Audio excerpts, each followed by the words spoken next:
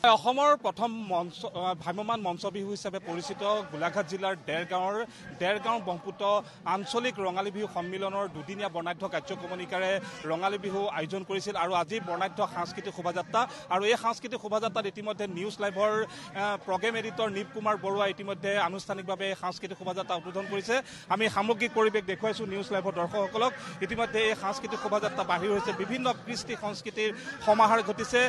সমন্বয়ৰ যি শোভাযাত্ৰা, এই সমন্বয়ৰ শোভাযাত্ৰা ইতিমধ্যে অসমৰ জনপ্ৰিয় নিউজ সাংবাদিক ইতিমধ্যে নিউজ লাইভৰ প্ৰগ্ৰেম এডিটৰ নীপ কুমাৰ বৰুৱাই আনুষ্ঠানিকভাৱে শুভ উদ্বোধন কৰিছে। কেমেৰা পাৰ্চন প্ৰশান্তক এবাৰ সামগ্ৰিক পৰিৱেশটো দেখুৱাবৰ বাবে অনুৰোধ জনাইছোঁ। খুব সুন্দৰভাৱে এই বিহু সন্মিলনখনি অনুষ্ঠিত কৰি আহিছে, এইবাৰো ব্যতিক্ৰম নহয়। বিভিন্ন কৃষ্টি সংস্কৃতিৰ সমাহাৰ ঘটিছে। ব্ৰহ্মপুত্ৰৰ অঞ্চলৰ বিভিন্ন যি কৃষ্টি সংস্কৃতিৰ লগত জড়িত ব্যক্তিসকলে এই সাংস্কৃতিক শোভাযাত্ৰাত অংশগ্ৰহণ কৰিছে। আমি সামগ্ৰিক পৰিৱেশ দেখুৱাইছোঁ আমি নিউজ লাইভৰ দৰ্শকসকলক। আমি কেমেৰা পাৰ্চন প্ৰশান্তই এই পৰিৱেশ দেখুৱাইছে। ইতিমধ্যে সকলোৱে এনেধৰণে সকলো এক আনন্দমুখৰ পৰিৱেশ সৃষ্টি কৰিছে এই সাংস্কৃতিক শোভাযাত্ৰাত। আমি পৰিৱেশটো দেখুৱাই থাকিম। এই মুহূৰ্তত সামগ্ৰিক পৰিৱেশ দেখুৱাইছোঁ আমি নিউজ লাইভৰ দৰ্শকসকলক। কেমেৰা পাৰ্চন প্ৰশান্তই দেখুৱাইছে।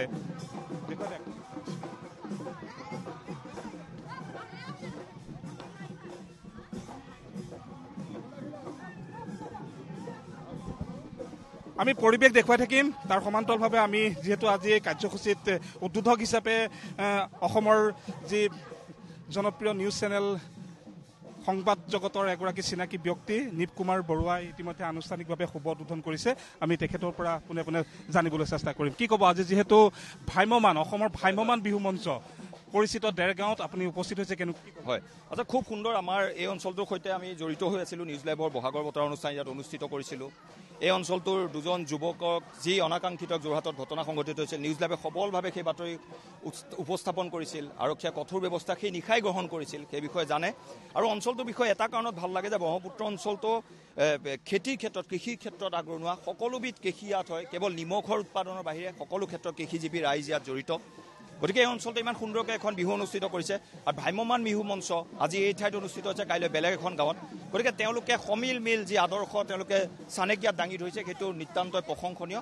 আৰু তেওঁলোকৰ এই বিহুৰ খুব উজ্জ্বল ভৱিষ্যত মই কামনা কৰিছোঁ। বিভিন্ন কৃষ্টি সংস্কৃতিৰ সমাহাৰ হয়, খুব কৃষ্টি সংস্কৃতি ভাল লাগিছে। আৰু বিহু নাচনীসকল আছে, ভাৱৰীয়াসকল, তেওঁলোক কণ শিশু সাজি আহিছে। কৰ্মশালা কৰি যিসকল শিশুৱে ঢোল পেঁপা বজাই তেওঁলোক উদ্বাউল হৈ আছে। গতিকে মাছমৰীয়া তেওঁলোকে পৰম্পৰা দেখুৱাইছে। অসমীয়া প্ৰতিটো থলুৱা কৃষ্টি সংস্কৃতি ইয়াত পৰিভৰ ঘটিছে, খুব ভাল লাগিছে। হয়, ইতিমধ্যে নিউজ লাইভৰ জ্যেষ্ঠ সাংবাদিক প্ৰগ্ৰেম এডিটৰ নীপ কুমাৰ বৰুৱাই আনুষ্ঠানিকভাৱে শুভ উদ্বোধন কৰি ইয়াত ইতিমধ্যে খুব আনন্দ প্ৰকাশ কৰিছে। নেত্ৰকাই খ্যাত অৰুণ হাজৰিকাদেৱ ইয়াত আছে। কি ক'ব, কেনেকুৱা লাগিছে? ভালেই লাগে। আৰু কেইবাবছৰ ধৰি আজি ব্ৰহ্মপুত্ৰ আঞ্চলিক বিহু সন্মিলনখনত মই অংশগ্ৰহণ কৰোঁ আৰু তেখেতসকলেও বিচাৰে আৰু মোৰ মনে প্ৰাণেও বিচাৰোঁ। এইকাৰণেই যিহেতু অতি থলুৱাকৈ, অতি আন্তৰিকতাৰে থলুৱাকৈ এই বিহুভাগ হয়।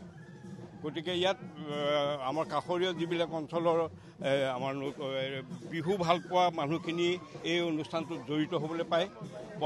বিশাল আকাৰত নহয়, কিন্তু মনটো বিশাল কৰি এই অনুষ্ঠানভাগ পাতে কাৰণেই হয়তো সফলতাত আজি 49তম আজি দিনত ভৰি দিলে। মই ভাবোঁ অনাগত দিনত আৰু ভাল হৈ যাওক।